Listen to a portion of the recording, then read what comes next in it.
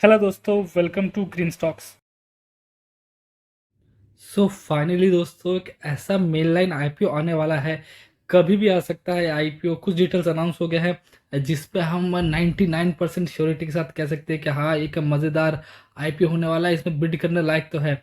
बहुत सारे आईपीओ साल में आते हैं, बट ऐसा आईपीओ बहुत कम आता है जहाँ पे आप आग बंद करके पैसा लगा सकते हैं। मैं अभी से 99% कन्फर्म हूँ कि मैं इसमें पैसा लगाने वाला हूँ।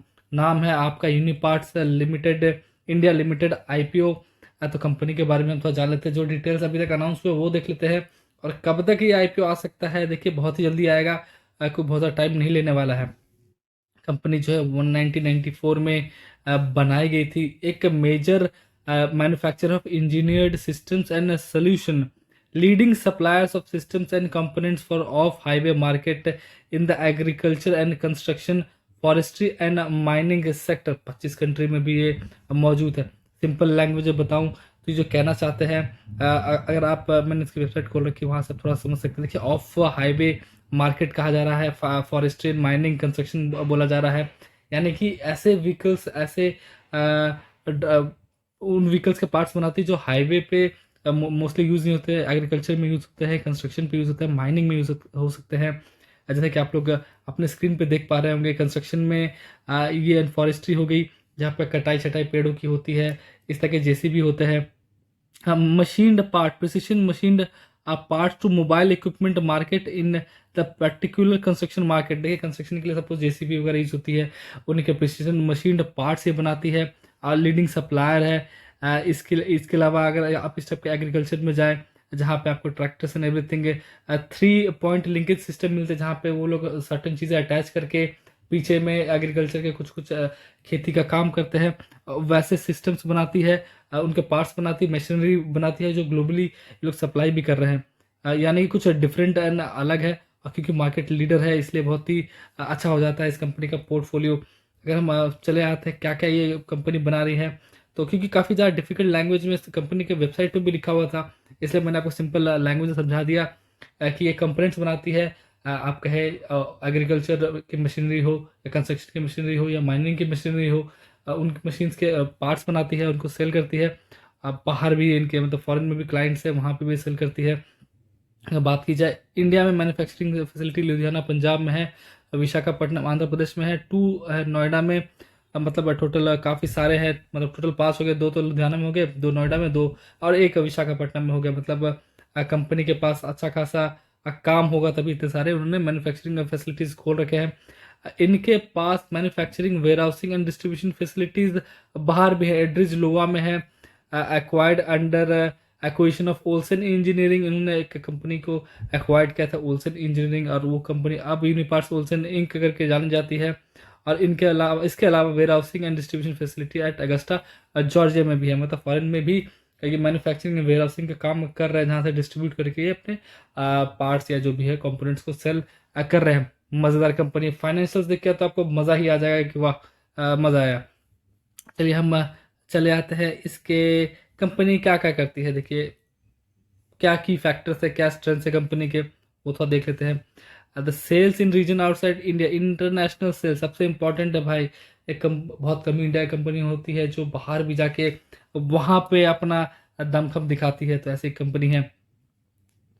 The company sells from a dual shore manufacturing facilities in India and the United States in the respective domestic market, local deliveries।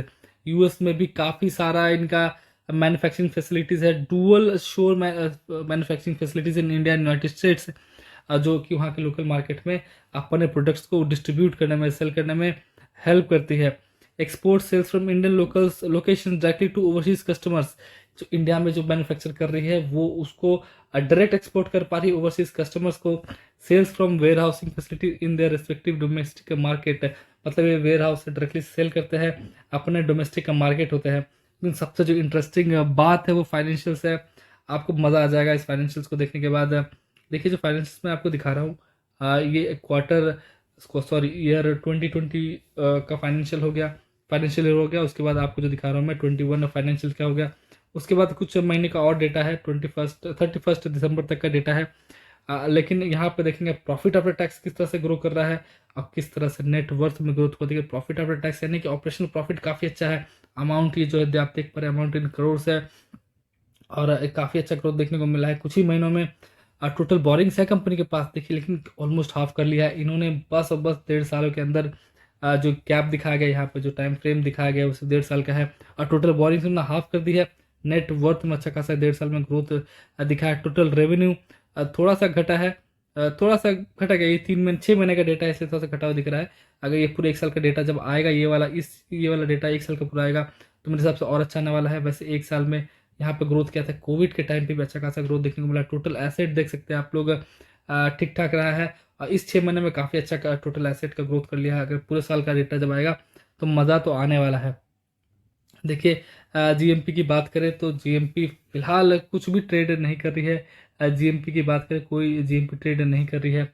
अगर हम अब रिव्यू की बात करें कि भाई कैसा लग रहा है आईपीओ, देखिए अभी तक का प्राइस का है अनाउंस नहीं हुई है, साइज बोले तो अनाउंस नहीं हुई है, कुछ भी अनाउंस नहीं हुआ है। बस हाँ कंपनी ला रही है आईपीओ, अब बहुत ही जल्दी लाएगी आईपीओ, ये अनाउंस्ड है। तो हमें इसका थोड़ा वेट करना पड़ेगा, प्राइस क्या आती है, साइज़ क्या आता है, उस पर हमें वैल्यूएशन क्या कंपनी ने लगाई है वो बहुत मैटर करता है।